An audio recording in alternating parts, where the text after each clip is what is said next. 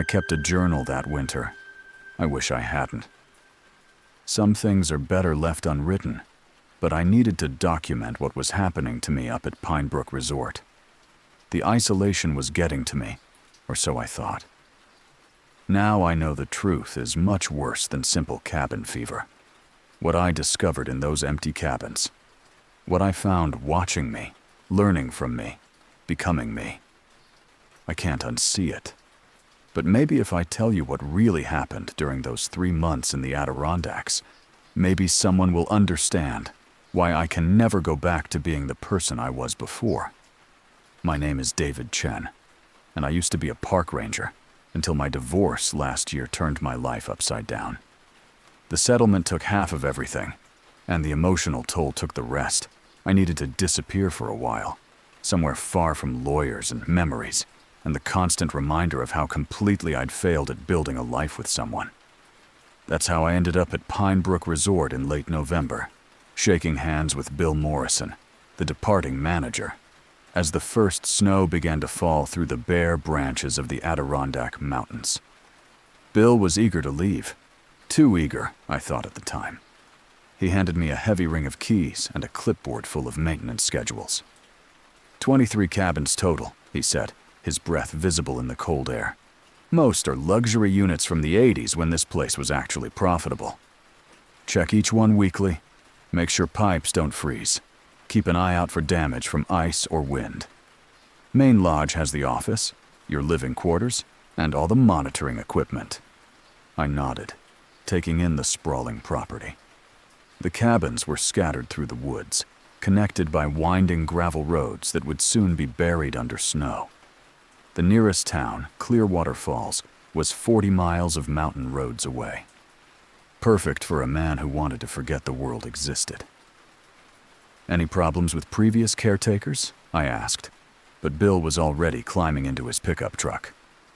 Just stick to the schedule, he called out, not quite meeting my eyes. And David? Don't let the isolation get to you. Write things down if it helps. Keeps your mind sharp. Then he was gone, leaving me alone with 23 empty cabins and nothing but the sound of wind through pine trees. The first week was exactly what I needed. I established routines, morning coffee while watching the sun rise over the mountains, afternoon rounds to check the cabins, evening hours spent reading or writing in my journal by the stone fireplace in the main lodge. The solitude felt like medicine after months of legal meetings and tense phone calls. I wrote everything down, just as Bill had suggested. November 28th. Checked cabins 1 through 12, all secure. Saw deer tracks near cabin 7. Simple observations that kept me grounded in reality. But by the second week, I started noticing small things that didn't quite fit. My coffee mug would be in the sink when I was certain I'd left it on the counter. The guest registry in the main lodge showed my signature, written in my handwriting, but I had no memory of signing it. The entry was dated 2 days after I'd arrived, thanking the staff for excellent service, in a tone that didn't sound like me at all. I told myself it was the adjustment period. Moving to a new place, breaking old habits, my mind playing tricks on me.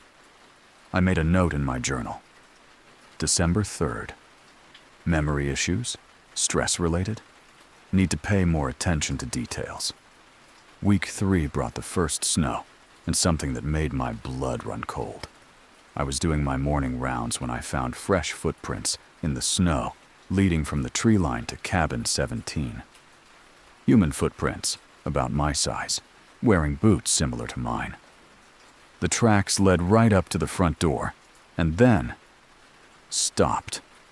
Not like they'd been covered by fresh snow, but like whoever made them had simply vanished at the threshold. I unlocked cabin 17 with shaking hands. The door opened onto a scene that made no sense. The bed was unmade, sheets rumpled, as if someone had recently slept there. In the kitchenette, I found an open bag of the exact brand of coffee I drank, a specialty blend I'd brought from home. The bathroom held a toothbrush identical to mine, still damp. Someone's been here, I wrote in my journal that night. But who? And how did they know my preferences so specifically? I convinced myself there was a logical explanation. Maybe the previous caretaker had used this cabin and left personal items behind. Maybe Bill had stocked it with supplies based on my employment application, where I might have mentioned my coffee preferences. The mind will create any story to avoid accepting an impossible truth. But the impossible kept happening. Week 5 brought motion sensor alerts from multiple cabins during the night. I'd installed a simple security system my first week. Nothing fancy, just sensors that would ping my phone if anything moved inside the buildings. Night after night, I'd get alerts from different cabins. Cabin 9 at 2:17 a.m., Cabin 15 at 3:42 a.m., Cabin 3 at 4:56 a.m. I started checking the security cameras I'd set up at the main entrances. The footage showed a figure moving between the cabins in the dark. But the image quality was poor, and the person always stayed just out of clear view. What I could see made my stomach clench with recognition. The silhouette was exactly my height and build, moved with my gait, even wore a coat identical to mine. December 18th.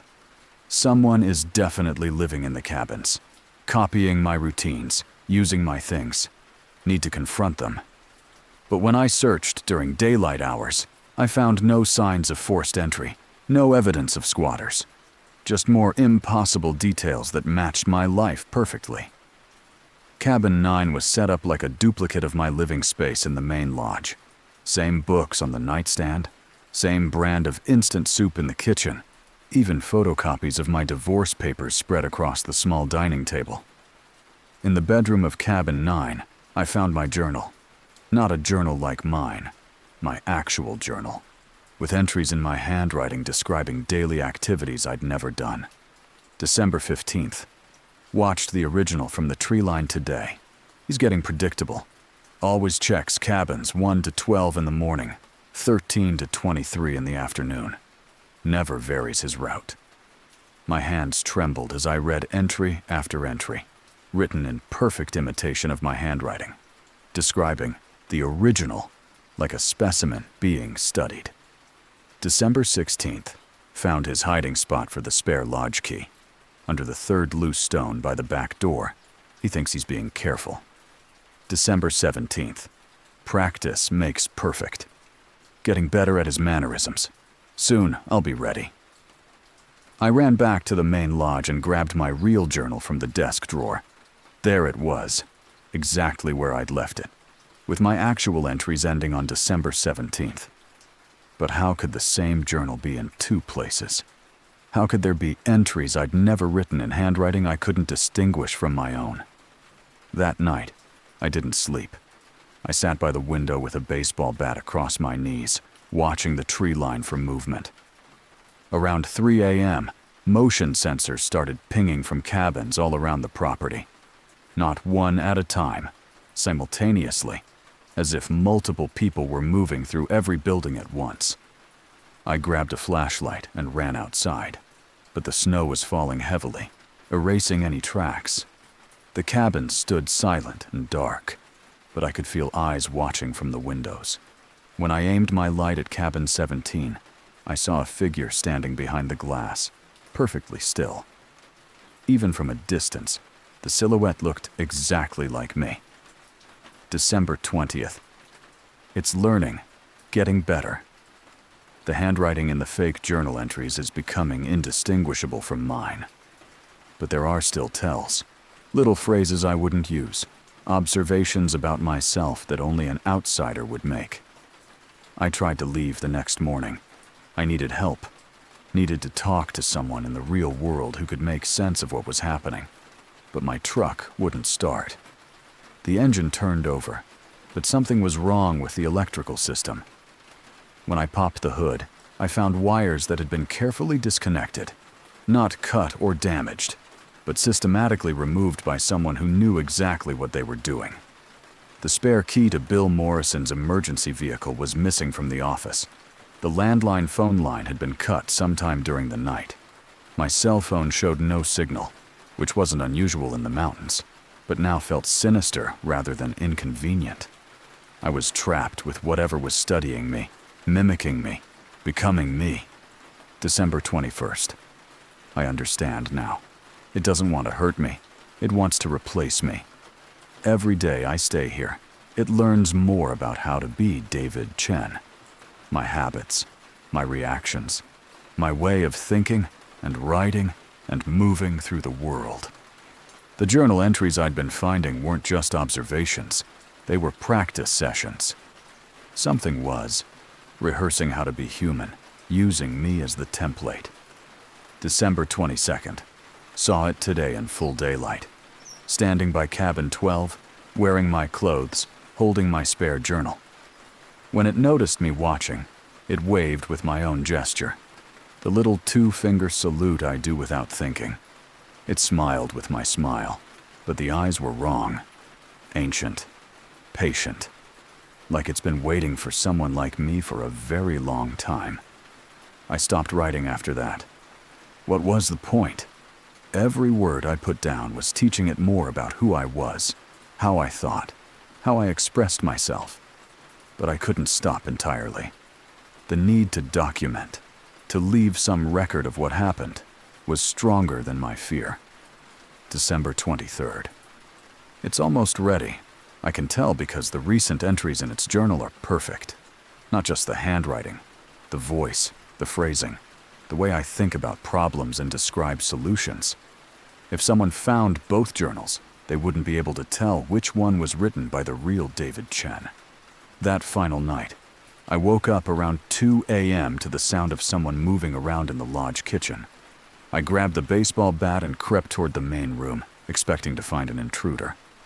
Instead, I found myself.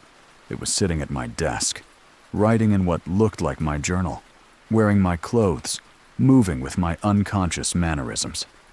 The resemblance was perfect, not just physical, but something deeper.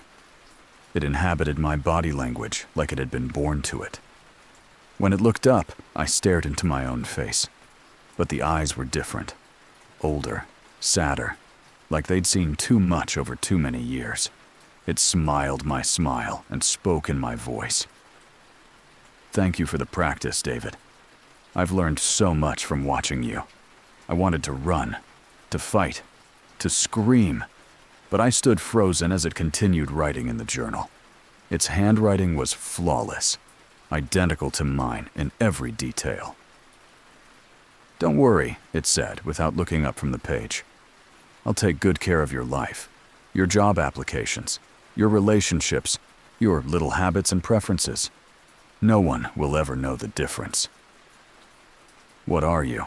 I managed to whisper. It paused in its writing and looked at me with something that might have been pity. I'm what happens when isolation goes on too long. When someone disappears so completely that the empty space starts to fill itself.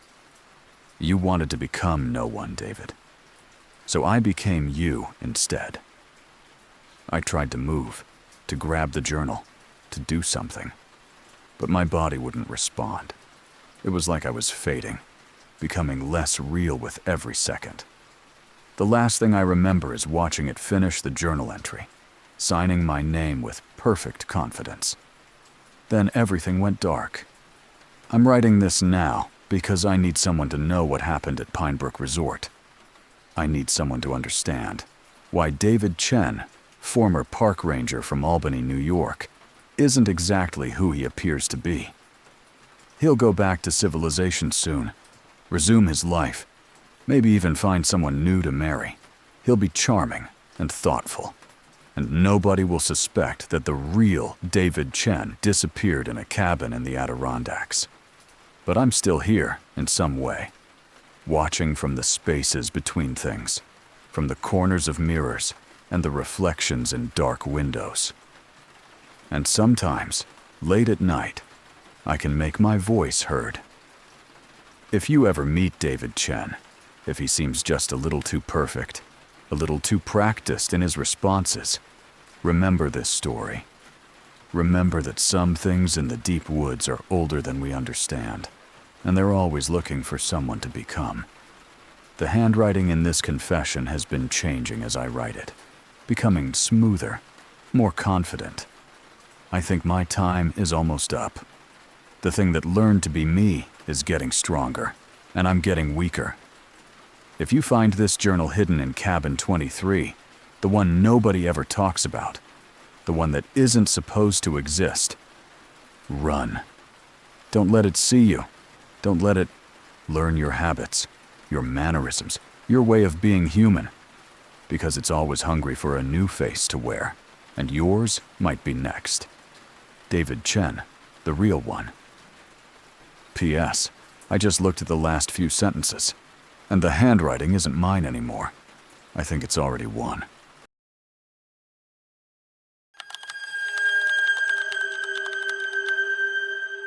The moment her face hit the pavement, time didn't just slow down. It cracked. Blood traced a thin line from her temple to the sidewalk, and yet, the elderly black woman didn't scream, didn't beg, didn't even flinch. She simply looked up at the officer kneeling over her and said in a voice cold as steel, "You just made the gravest mistake of your career." He thought he was dealing with another nobody, an old woman in a rusted car, driving through a gentrified neighborhood in Atlanta.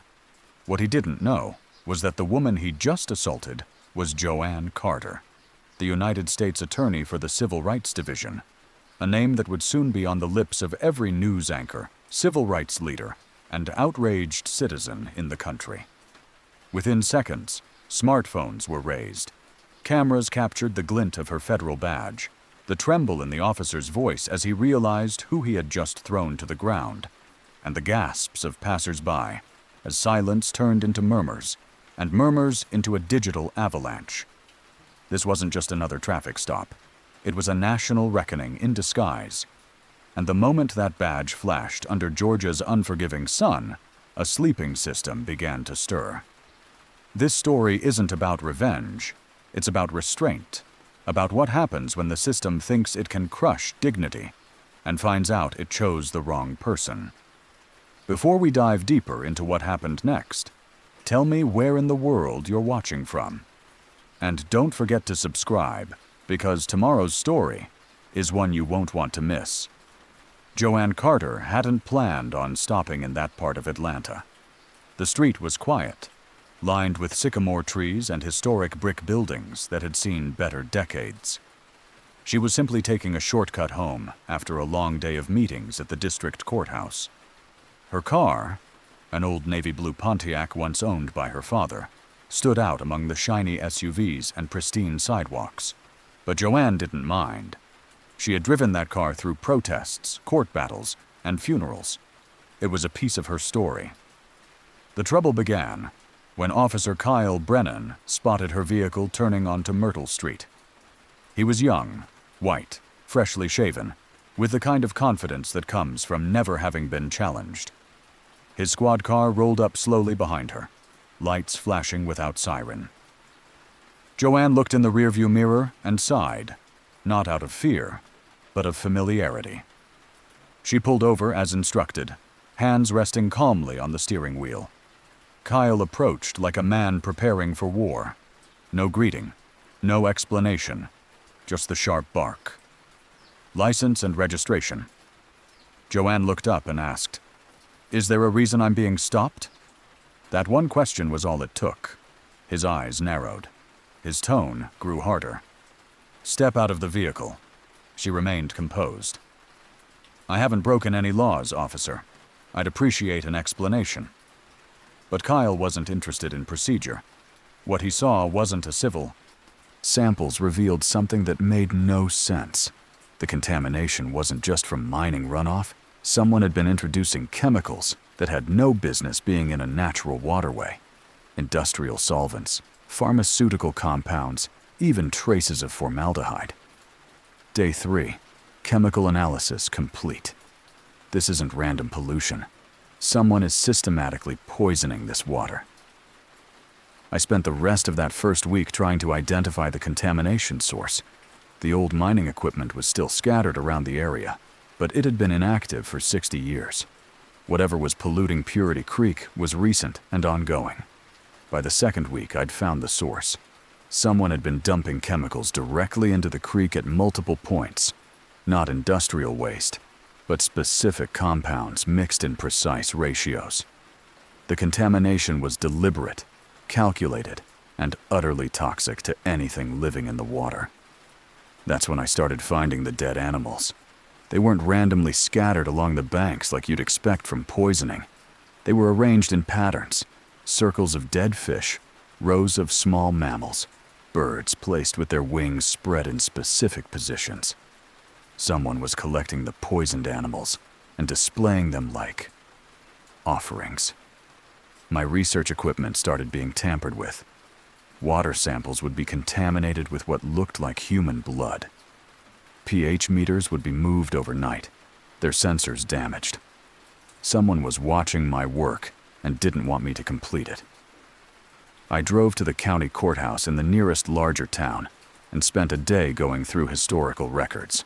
What I found made my blood run cold. Millbrook hadn't been founded by miners. It had been established in 1890 by a religious sect called the Purified, led by a man named Josiah Whitmore, who preached that spiritual salvation could only be achieved through physical purification. The newspaper archives told a disturbing story. Between 1890 and 1920, dozens of people had died in Purity Creek during cleansing ceremonies. The official cause was always listed as accidental drowning, but witness accounts described forced baptisms in water that had been deliberately poisoned with mercury and other toxic substances. Whitmore believed that dying from purified water cleansed the soul of sin and guaranteed entry into heaven.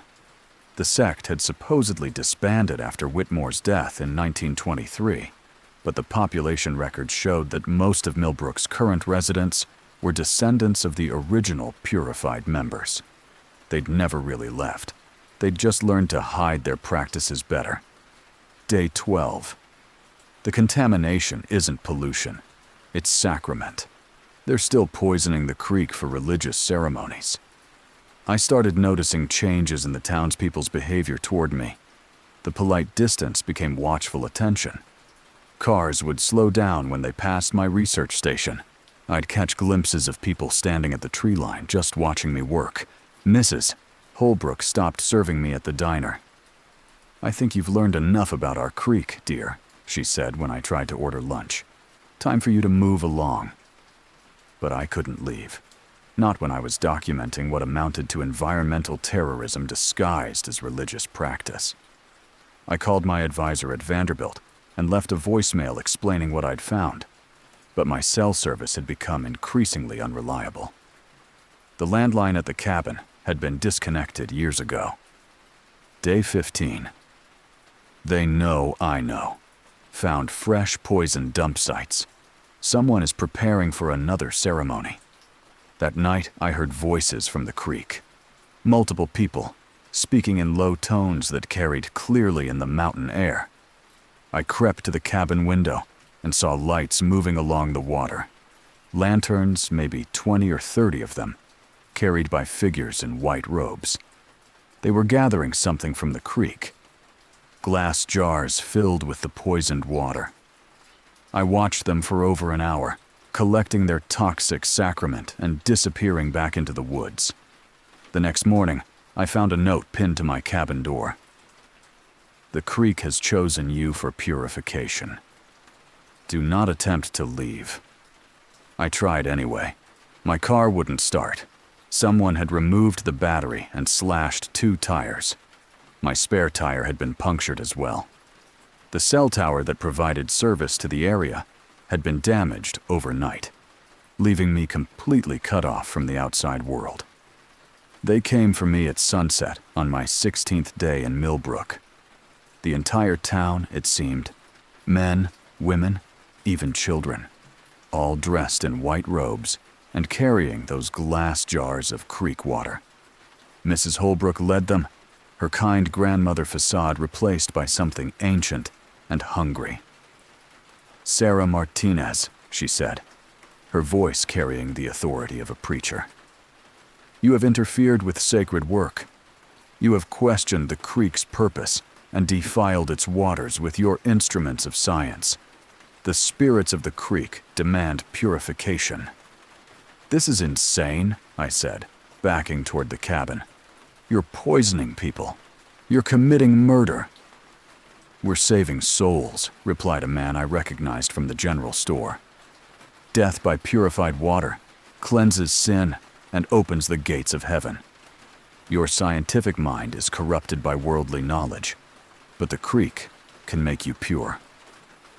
They forced the cabin door and dragged me down to the creek bank, where they'd set up a circle of lanterns around a deeper pool I hadn't noticed before.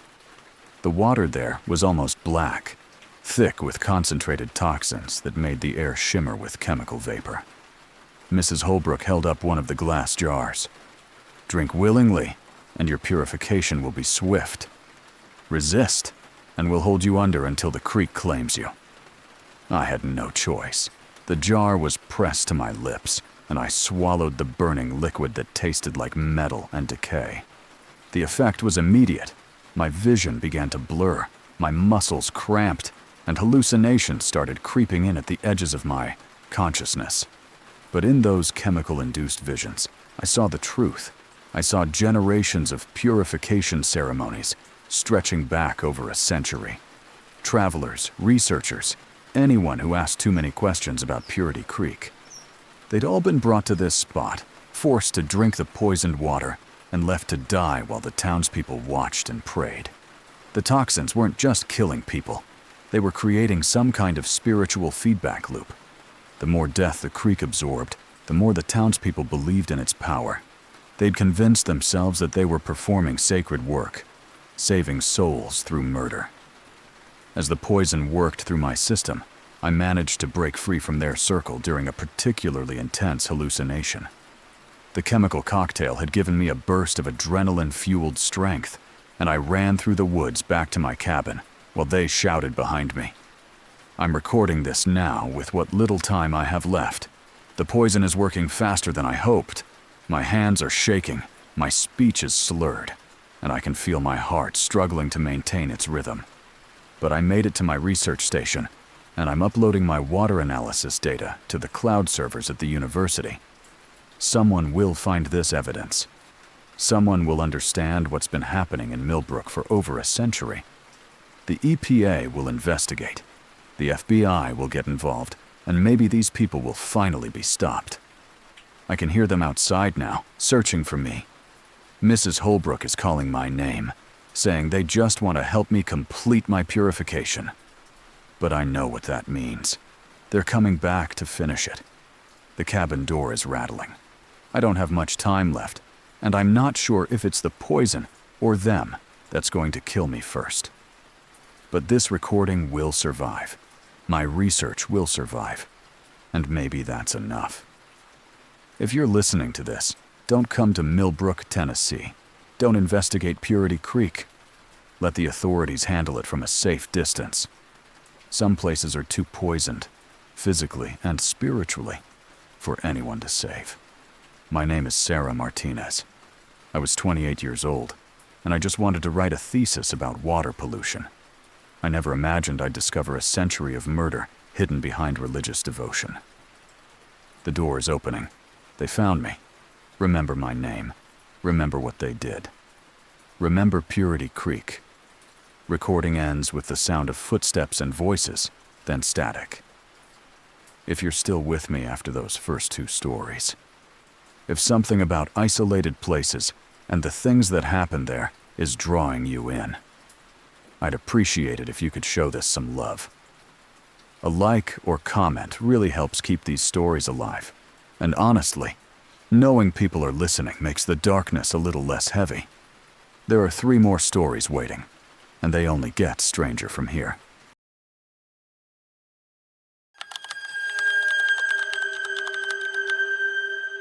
My name is Marcus Thompson, and I worked as an emergency dispatcher for Jefferson County, Oregon. For the past 3 years, I've been documenting strange radio phenomena on my YouTube channel, mostly atmospheric interference and unexplained broadcasts. But what I found at Tower 47 in the Cascade Range, I don't know if I can call it a discovery anymore. I think it might be a trap. These audio files were recovered from my equipment after I disappeared. I'm broadcasting this from somewhere I don't recognize, hoping someone in my reality can hear me. If you're listening to this, it means the tower is still active. Whatever you do, don't try to find me. I've been fascinated by radio anomalies since I started working nights at the Jefferson County 911 Dispatch Center. There's something about those late-night hours when the airwaves feel thinner and signals can travel impossible distances that makes strange things happen. Over the past 6 months, I'd been getting reports of phantom emergency calls, detailed 911 calls describing accidents, crimes, and disasters that never actually happened.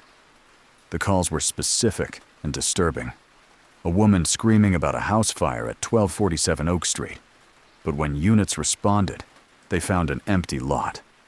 A man reporting a fatal car accident on Highway 126 with precise coordinates.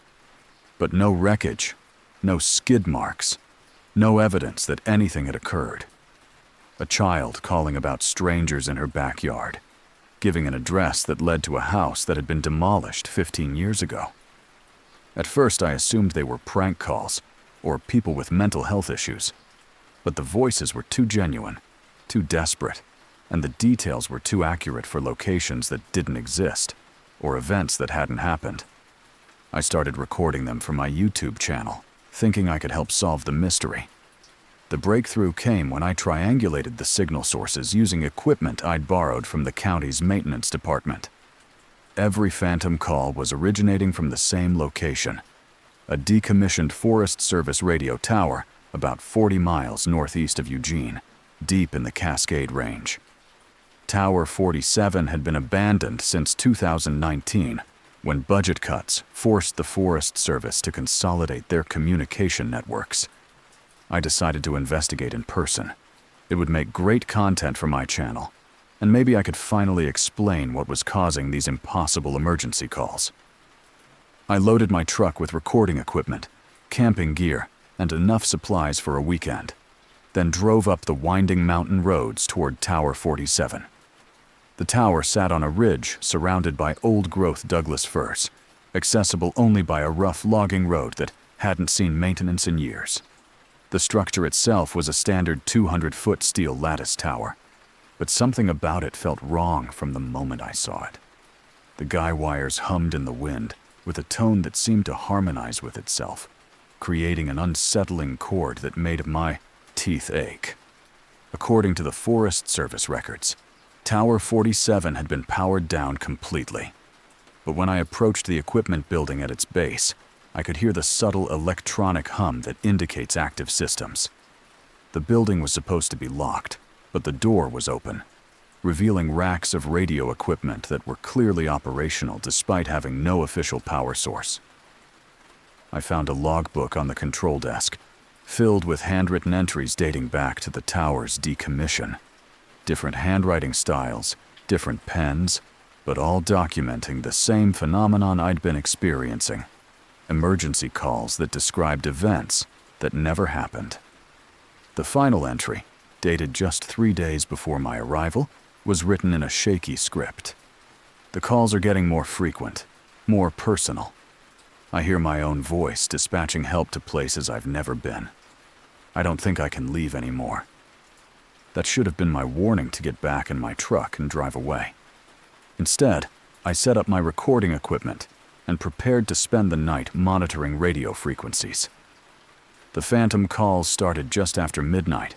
My equipment picked up emergency broadcasts on multiple frequencies simultaneously, something that should have been impossible with the power levels I was detecting.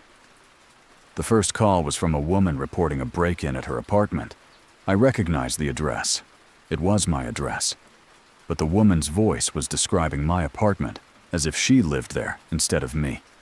911, please help me. There are men trying to break down my door at 415 Pine Street, apartment 2B. I can hear them in the hallway. Oh God, they have guns. I'd lived at 415 Pine Street for 2 years. Apartment 2B was my apartment. but I was sitting in a Forest Service building 40 miles away, listening to a woman who claimed to live in my home, terrified for her life in an emergency that wasn't happening. The next call was even more disturbing. A male voice, calm and professional, reporting a vehicle accident on Highway 58, the exact route I'd taken to reach the tower. "We have a single vehicle accident on Highway 58. Mile marker 73.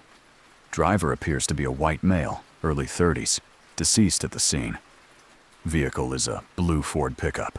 License plate Oregon 743HMK. Oregon 743HMK was my license plate. The caller was describing my death in a truck accident that hadn't happened, using the professional tone and precise language of an emergency dispatcher. The voice sounded exactly like mine. I started taking notes, trying to make sense of what I was hearing. The calls weren't random. They were describing alternate versions of events, as if I were listening to emergency broadcasts from parallel realities, where different things had happened. Realities where I died in a car accident, where a strange woman lived in my apartment, where disasters occurred at locations I recognized, but with different outcomes. By 3 a.m., I documented over 20 phantom calls, each one describing some variation of disaster or tragedy involving places and people from my life. I began researching the tower's history online, using my phone's spotty data connection to dig into Forest Service records and local historical archives. Tower 47 had a disturbing past. It had been built in 1987 on the site of a previous communication installation that had been mysteriously destroyed. That earlier tower, erected in 1962, had replaced an even older structure built by the Army Signal Corps during World War II. Going further back, I found references to Native American tribal warnings about the area, something about it being a place where voices crossed between worlds. Each time the tower had been rebuilt, the documentation mentioned improved signal clarity and reduced atmospheric interference. But the Forest Service incident reports told a different story.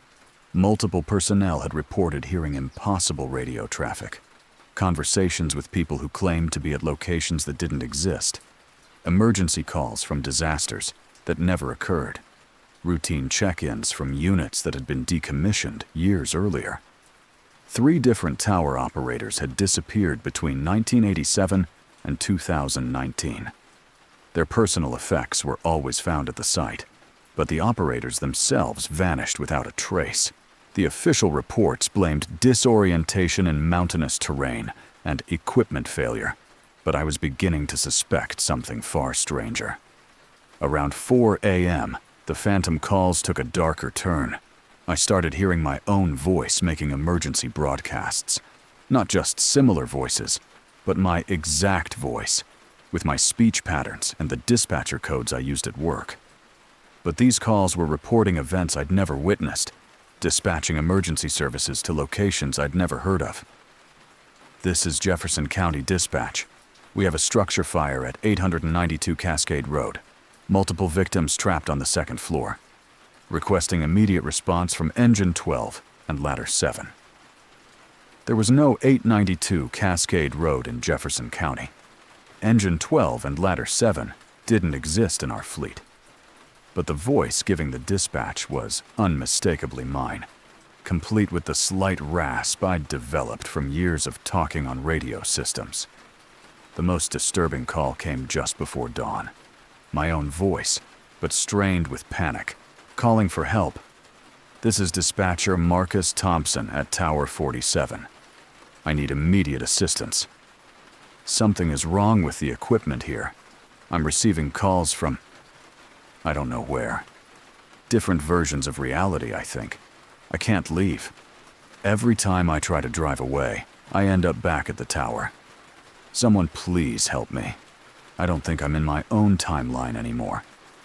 That's when I realized what was happening. The tower wasn't just receiving signals from alternate realities.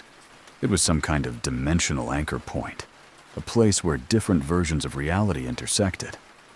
And something about being there, about operating the equipment, and listening to the phantom calls was trapping people between dimensions. I tried to leave immediately, packing my equipment and heading for my truck. But when I reached the end of the logging road, instead of connecting with the main highway, I found myself back at the tower. I tried again, this time taking careful note of landmarks and road signs. Same result. No matter which direction I drove, every path led back to Tower 47. The sun was rising, but it wasn't the right sun. The light had a different quality, and when I looked carefully at the landscape around the tower, details were wrong. Trees in different positions, rock formations that didn't match my memory. Even the tower itself seemed slightly different. Same structure, but the paint was fresher. The equipment building was arranged differently inside. I was no longer in my own reality. I was somewhere between dimensions, trapped in a place where all possible versions of Tower 47 existed simultaneously. The radio equipment had activated on its own, broadcasting on every frequency at once. Through the static, I could hear dozens of different versions of myself. Marcus Thompson from Realities, where I'd become a firefighter instead of a dispatcher, where I'd died in childhood, where I'd never been born at all. All of us trapped in different versions of the same place, all trying to call for help across the dimensional barriers. I'm making this recording because I don't know which reality will receive it. Maybe it's the reality I came from. Maybe it's one where Marcus Thompson never existed. But if you're listening to this, if you recognize my voice, please don't try to find Tower 47. Don't investigate the phantom emergency calls. The tower is still active, still pulling people between realities, still collecting voices from every possible version of what could have been. I can hear myself dispatching emergency services to disasters that may or may not have happened, in places that may or may not exist. This is Marcus Thompson. I don't know which version of me you're hearing, but I'm still here, somewhere between the frequencies. Still answering calls that don't make sense, still dispatching help to people who might not be real. If you hear phantom emergency calls in Jefferson County, ignore them. Don't triangulate the signals. Don't come looking for the source.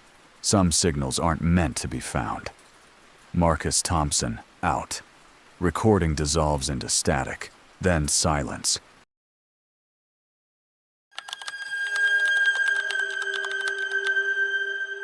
I'm writing this account because I need someone to understand what happened to me in Nebraska and why I can never leave this place. My name is Rebecca Walsh, and 3 months ago I inherited a farmhouse from a great-aunt I barely remembered. I thought it was salvation, free housing when I was drowning in debt, a chance to start over somewhere quiet. But some inheritances come with obligations that go back generations. Some debts can only be paid in blood. And some family legacies are too terrible to abandon, no matter how much you want to run. Before I tell you what I discovered beneath the farmhouse, you need to understand how desperate I was. By last October, I was 3 months behind on rent. My freelance graphic design work had dried up, and my credit cards were maxed out. I'd been estranged from my family for years over religious differences. They were devout Catholics. I was what they called a lost soul, so asking for help wasn't an option. That's why the letter from the law office in Grand Island, Nebraska, felt like a miracle. Great-aunt Millicent Walsh had died at age 87, leaving me her entire property. 160 acres of farmland, a Victorian-era house, and all contents. I barely remembered meeting her once at a family reunion, when I was maybe 8 years old. A severe woman in black who barely spoke to anyone. My mother called me the day after I received the inheritance papers. "Rebecca, please don't go to that place," she said, her voice tight with something that sounded like fear. "Let the state take it. Let it rot. That property should have been abandoned decades ago." "Why?" I asked. "What's wrong with it? Nothing good ever happened on that land. Your grandfather had his reasons for leaving. and we should respect them. But I was facing eviction in 2 weeks. I couldn't afford to respect dead relatives' mysterious reasons for anything. I loaded my car with everything I owned and drove west to Nebraska. The farmhouse sat in the middle of an ocean of cornfields, connected to the county road by a quarter-mile gravel driveway lined with dying elm trees. It was a beautiful property, I had to admit. A 2-story Victorian with wraparound porches and gingerbread trim, painted white with dark green shutters. The kind of house that should have felt welcoming. Instead, it felt like a held breath. The silence was the first thing I noticed. No birds singing, no insects buzzing, not even the sound of wind moving through the corn. Just an oppressive quiet that seemed to press against my eardrums. Even when I slammed my car door, the sound was muffled, absorbed by something I couldn't identify. The realtor had left the keys under a flower pot by the front door, along with a note. Property maintained by Caretaker service. All utilities active. Good luck. The phrase good luck felt ominous rather than friendly. Inside, the house was immaculate. Millicent had lived there until her death, but it looked like a museum exhibit. Furniture covered in sheets, floors recently swept. Not a speck of dust anywhere. Too clean, too preserved. Like someone had been preparing it for my arrival. I found Millicent's papers in the roll-top desk, in what had been her study. Bank statements showed she'd been paying a substantial monthly fee to something called Hartwell Maintenance Services for the past 40 years. Property surveys, livestock purchase records, and detailed journals written in her careful script. The journals were what made my blood run cold. March 15th, 1982. Fed it 3 chickens today. Still restless. The sounds from below are getting louder. April 2nd, 1982. 2 goats this time. It's never satisfied for long anymore. Getting harder to explain the livestock purchases to the neighbors. June 18th, 1985. Had to reinforce the root cellar doors again. It nearly broke through last week. The feeding schedule needs to increase. Page after page of entries documenting something that lived beneath the property and required regular feeding. Millicent wrote about it matter-of-factly, like she was documenting chores or weather patterns. I walked around the property that first evening, trying to make sense of what I'd inherited. Behind the house, I found an extensive root cellar system.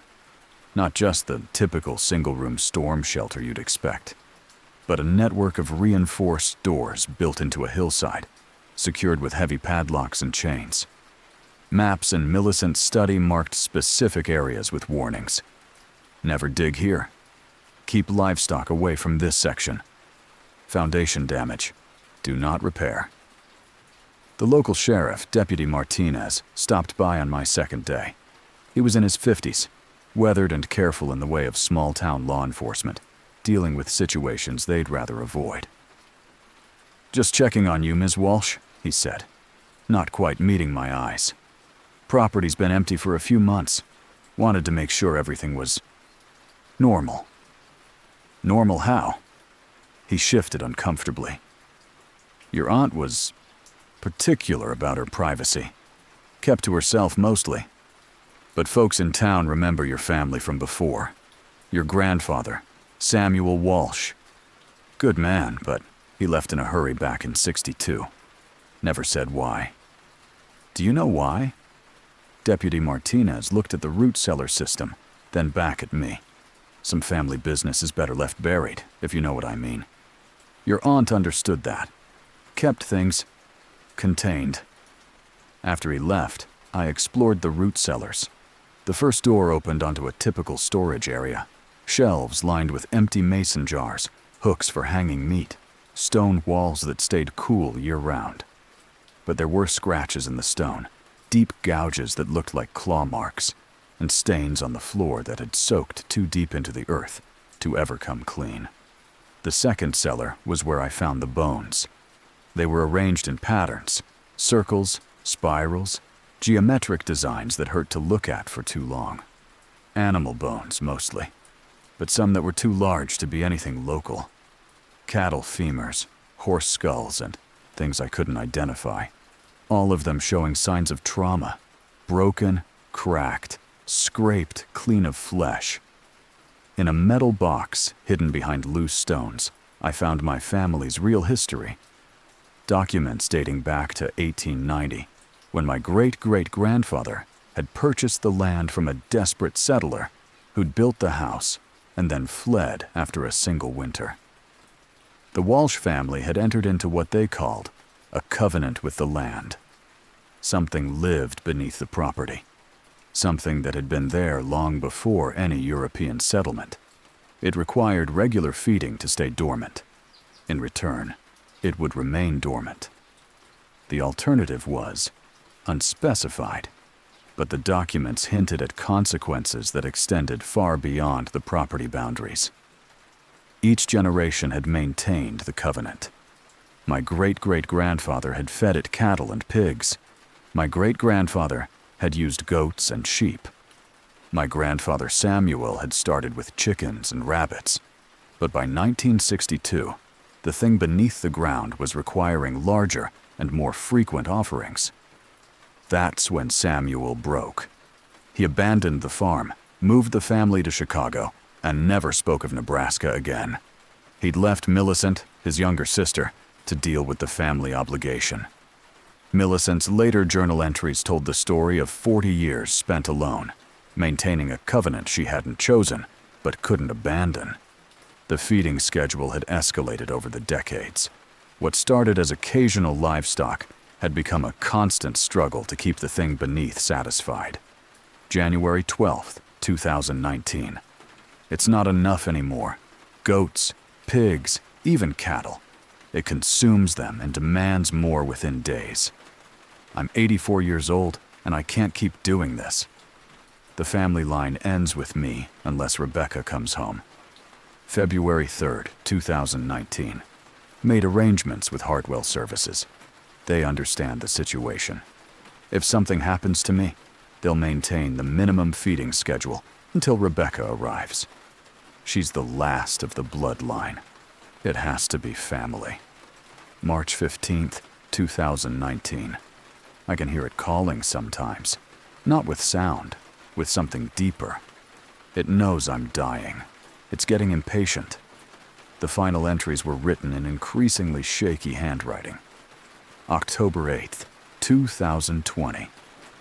Had to feed it something different today. A drifter came by asking for work. No family, no one who'd miss him. The thing beneath was starving, and I was too weak to handle livestock anymore. God forgive me. November 22nd, 2020. 2 more since October. Both travelers, both alone.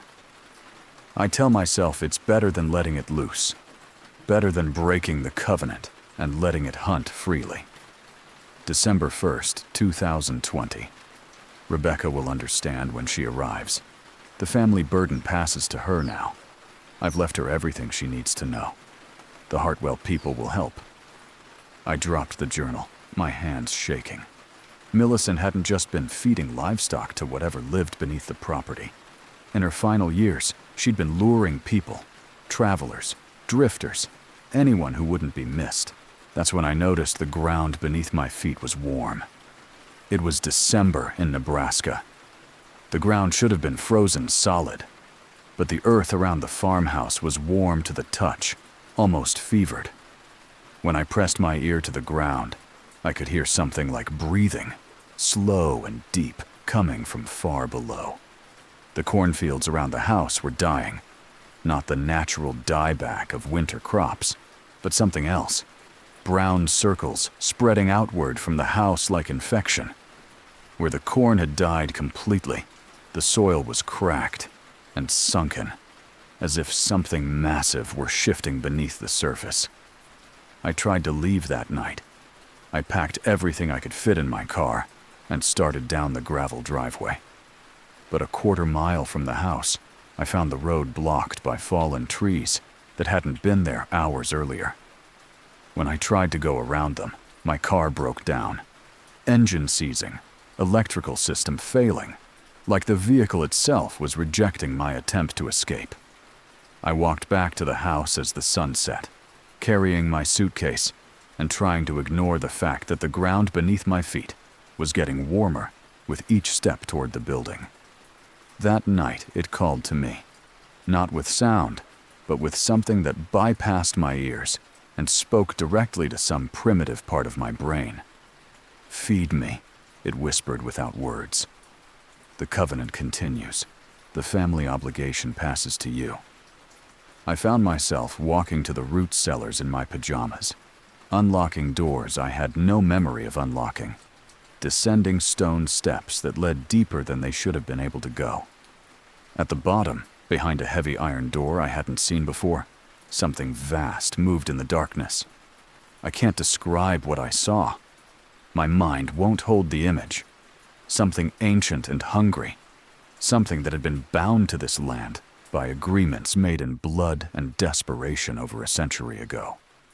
It had grown during its decades of feeding, become something larger and more terrible than whatever my ancestors had first encountered. It showed me the truth then, filling my mind with images that made me scream. I saw the consequences of breaking the covenant, the thing beneath the farmhouse spreading across Nebraska like a plague, consuming everything, living in an ever-expanding circle of destruction. I saw it reaching other states, other countries, growing stronger with each life consumed until nothing remained but empty earth. The covenant wasn't just about feeding one creature. It was about containing something that could end the world. When I woke up at dawn, I was back in my bed, but my feet were dirty, and there were scratches on my arms that looked like I'd been clawing at stone walls. On my nightstand was a business card for Hartwell Maintenance Services and a handwritten note. "We can provide what you need. The arrangements are already in place." I called the number. A woman's voice, professionally calm, told me that Hartwell had been working with my family for decades. They specialized in property management for unusual situations.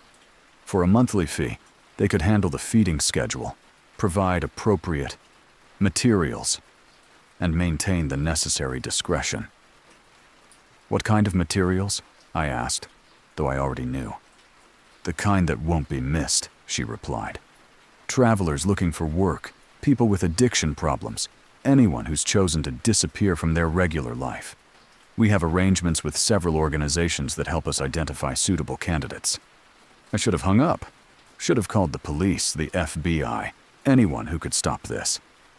But the thing beneath the house was getting restless again. The ground trembled under my feet, and cracks were appearing in the foundation walls. The windows rattled in their frames even when there was no wind. I understood then why my grandfather had run, why Millicent had spent 40 years alone maintaining something too terrible to abandon. The Walsh family wasn't cursed. We were conscripted, chosen to be guardians of something that had to be fed, or the consequences would be unthinkable. I made the arrangements with Hartwell Services. The first delivery arrived 3 days later, a man in his 40s who'd been living on the streets in Omaha, someone whose disappearance wouldn't trigger investigations. I watched from the kitchen window as he walked toward the root cellars, his movements unnaturally calm, like he was sleepwalking. I didn't watch what happened next. I didn't need to.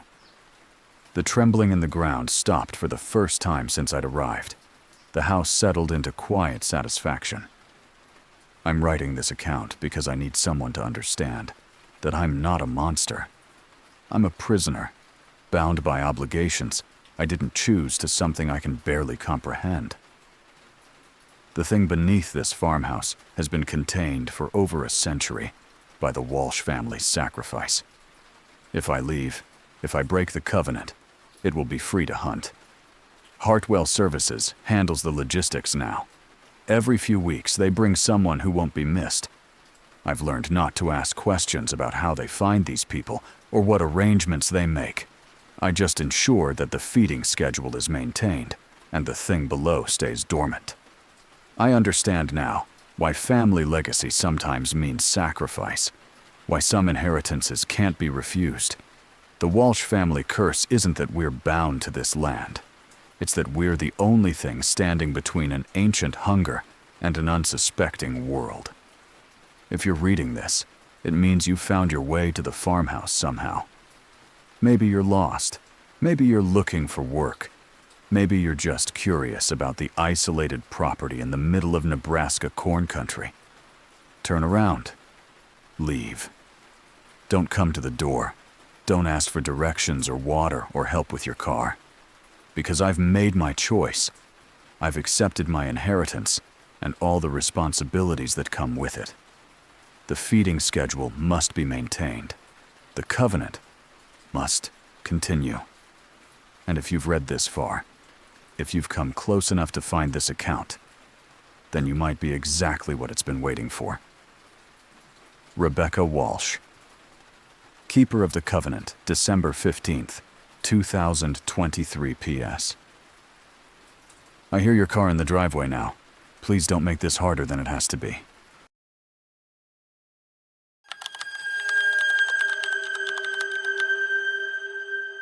This is my final security report for Lakewood Regional Medical Center. My name is James Rivera, and for the past 6 months, I've been the night security guard for the East Wing, the abandoned section that was closed in 2018. I'm writing this because I need someone to understand what really happens in that wing after midnight, and why I can never leave this place. I thought I was guarding empty rooms and old equipment. I was wrong. Some patients never check out. Some doctors never go home. And some wounds are too deep for death to heal. I took the night security job at Lakewood Regional because I was burned out. 20 years as an EMT had shown me more death and suffering than any person should witness. Car accidents, overdoses, domestic violence calls, heart attacks. I'd seen it all, and it had hollowed me out inside. When the security position opened up, it seemed perfect. Quiet nights, empty hallways, no human tragedy to document or treat. Lakewood Regional was a small hospital serving rural Michigan communities, built in the 1960s when the auto industry was booming and the population was growing. The East Wing had housed the intensive care unit and terminal patient ward, until budget cuts forced its closure in 2018. Now it was used only for storage, old equipment, medical records, furniture that might be useful someday. My job was simple: make rounds every 2 hours, check that doors were locked, ensure no one was accessing the abandoned area. The wing was sealed off from the main hospital by heavy fire doors, accessible only with a master key. Most nights I wouldn't even need to go inside. Just check the perimeter and move on. The first few weeks were exactly what I'd hoped for. Quiet, routine, boring. I'd walk the empty corridors with my flashlight, checking rooms filled with covered gurneys and disconnected monitors. The silence was therapeutic after years of sirens and screaming. I could finally sleep during the day without nightmares about patients I couldn't save. But by the 4th week, I started noticing small irregularities. Equipment that should have been powered down would flicker on briefly as I passed. Heart monitors would show flat lines for a few seconds before going dark again. IV drips would click and whir like they were still dispensing medication. I reported the electrical anomalies to maintenance, figuring it was just old wiring or power fluctuations. They checked the East Wing's electrical system and found everything properly disconnected. Must be residual charge in the capacitors, the maintenance supervisor told me. Old medical equipment can hold power for months. The security footage showed nothing unusual. Just me walking through empty rooms, checking doors, shining my flashlight into corners. But when I reviewed the audio, I could hear things that hadn't been audible during my actual rounds. Faint beeping sounds, the whisper of ventilators, even what sounded like muffled conversations between medical staff. I found patient records in a filing cabinet that should have been emptied when the wing closed. Charts dating back decades, documenting the final days of terminal patients. Room 237 appeared frequently, a corner room that had apparently housed the most critical cases. The death rate in that room was staggering, even for a terminal ward. When I asked the day shift nurses about the East Wing's history, they'd change the subject or give vague answers. That wing saw a lot of suffering, one older nurse told me. Some places hold on to that kind of energy. Better to leave it alone. Dr. Patricia Keene's name appeared on dozens of the old charts. According to the records, she'd worked the East Wing for 30 years, specializing in end-of-life care. When the wing closed, she'd refused the transfer to another department. The personnel files showed she died in 2019.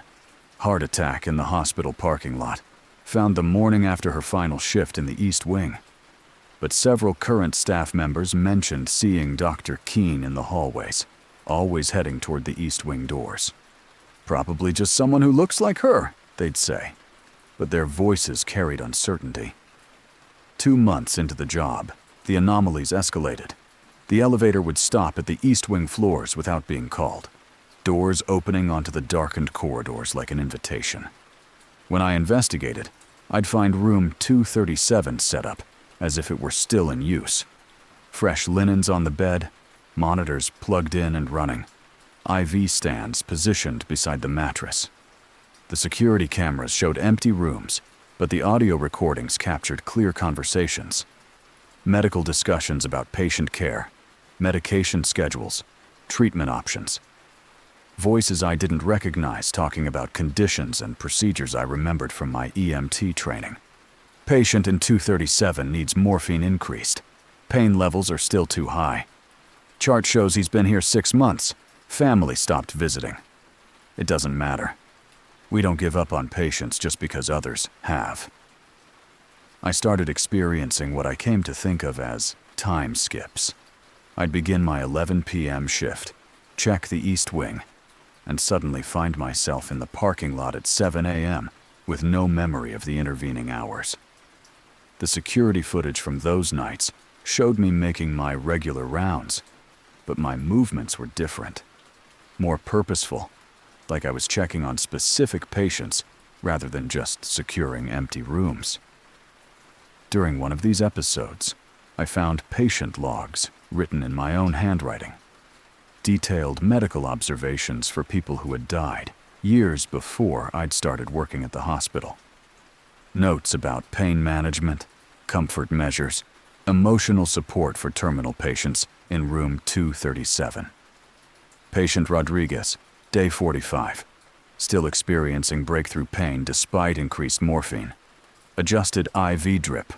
Family visited today. Seemed relieved he's comfortable. But according to the old records, patient Rodriguez had died in 2016. The handwriting was, definitely mine, but I had no memory of writing any of it. The medical knowledge was accurate, more detailed than what I'd learned as an EMT, but information I somehow knew when I read it. I tried staying awake during my entire shift, fighting the urge to enter the East Wing at all. But I'd find myself standing in front of room 237 anyway, key in my hand, drawn by something stronger than conscious decision. That's when I met Dr. Keene.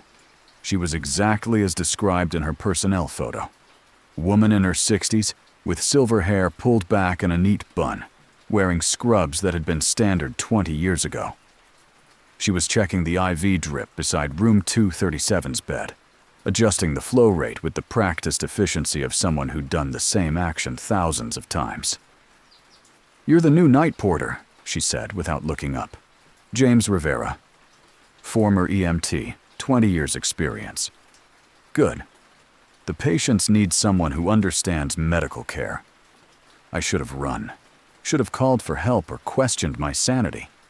Instead, I found myself asking, "What patients?" "The East Wing is closed." Dr. Keene looked at me with tired eyes that held decades of compassion. "Closed to the living, yes. But some patients aren't ready to leave. Some conditions require more time to resolve than a single lifetime allows." She gestured to room 237, and for a moment I could see him. An elderly man lying in the bed, breathing with the labored rhythm of someone whose lungs were failing. His skin was translucent, his eyes focused on something beyond the visible world. "Mr. Henderson, doctor," Keene explained. "Lung cancer, diagnosed in 1998. His family gave up on him, transferred him here to die. But he wasn't ready. Still isn't. He needs more time to make peace with what he's leaving behind." But he died 25 years ago. His body did. His suffering didn't. That's what the East Wing is for. A transition space where healing can continue beyond the limitations of physical life. The patients here need care, comfort, someone to witness their final journey toward acceptance. I looked around the room and gradually saw them all. Dozens of patients in various stages of dying, tended by medical staff who dedicated their lives to end-of-life care, nurses checking medications, doctors reviewing charts, orderlies helping patients who existed in the space between life and death. "Why am I here?" I asked. "Because you understand suffering," Dr. Keene replied. 20 years of emergency medicine taught you that some wounds go deeper than flesh. Some pain outlasts the body that contains it. These patients need someone who's witnessed that kind of trauma. I wanted to leave, to quit the job, and never return to Lakewood Regional. But when I tried to walk away from the East Wing, I found myself thinking about the patients. Mr. Henderson struggling with each breath. Mrs. Chen calling for children who'd stopped visiting decades ago. The teenager in room 241 who'd overdosed and spent his final moments alone.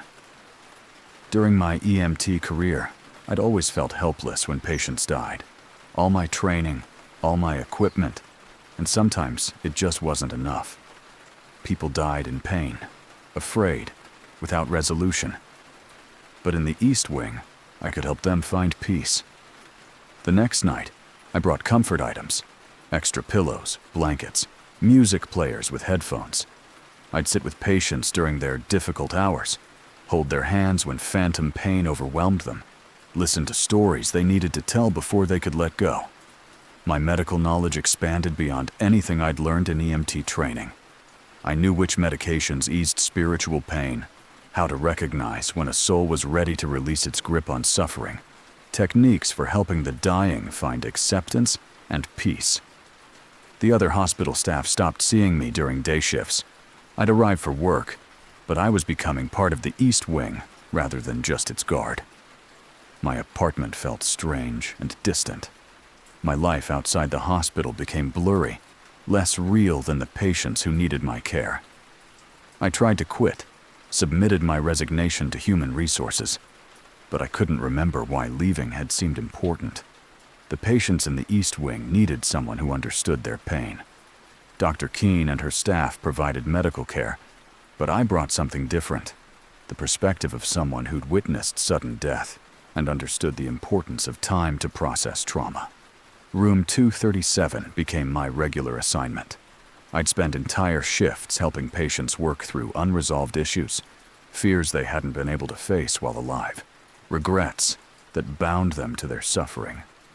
When they finally found peace, they'd fade gradually, their pain dissolving into something that felt like gratitude. New patients would arrive, people who died in the main hospital but weren't ready to leave. Souls drawn to the East Wing's promise of additional healing time. Car accident victims who needed to forgive themselves for the crash. Elderly patients who couldn't accept abandonment by their families. Children who died too young to understand what was happening to them. I started keeping detailed patient logs, documenting each person's journey from death through acceptance to final release. The work was exhausting, but fulfilling in a way my EMT career had never been. I was finally helping people heal completely, not just postponing their death. The day shift security guard reported me missing after I failed to clock out for 3 consecutive mornings.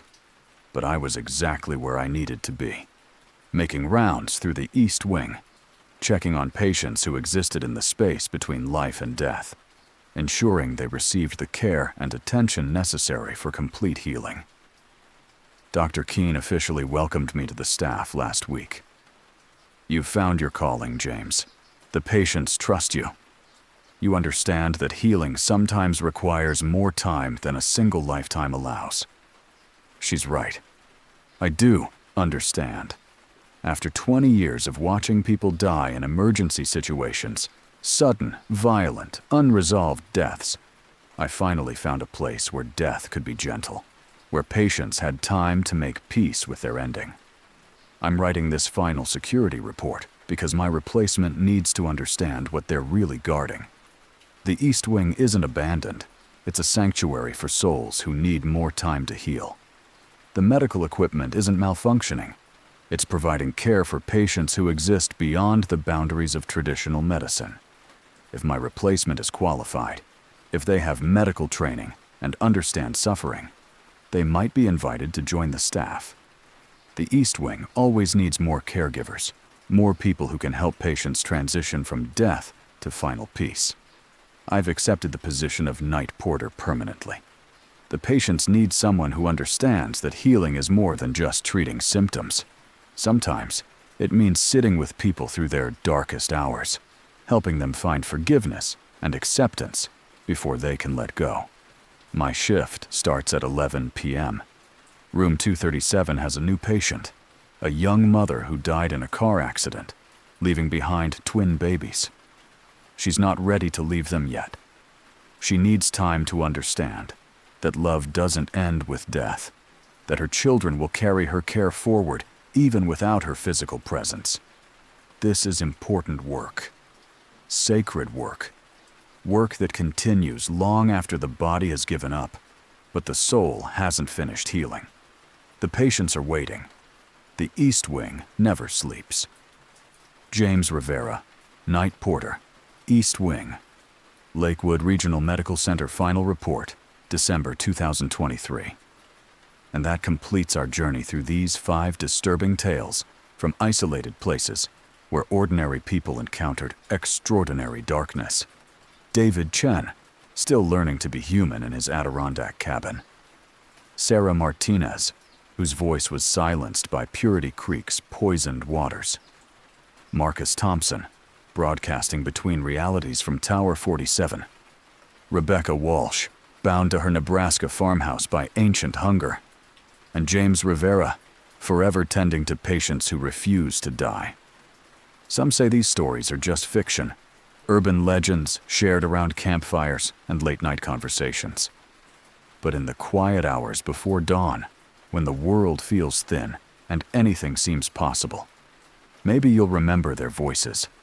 Maybe you'll think twice before accepting that inheritance from a relative you barely knew, or investigating those strange radio signals, or taking that job in an abandoned wing of an old hospital.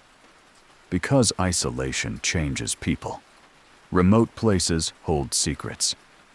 And sometimes, when you venture too far from the light of civilization, you discover that the darkness has been waiting for you all along. Thanks for listening, if you made it through to the end. If these stories found their way under your skin, if they're following you into your dreams tonight, well, maybe that means they served their purpose.